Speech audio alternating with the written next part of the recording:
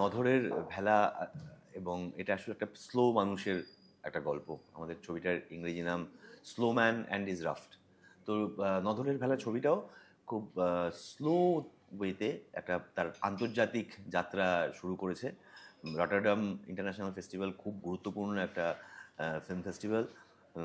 রটারডামের পর কানাডায় south Asian film ফেস্টিভ্যালের international সেক্টরের বেস্ট ফিল্ম হয়েছে নধরের ভেলা।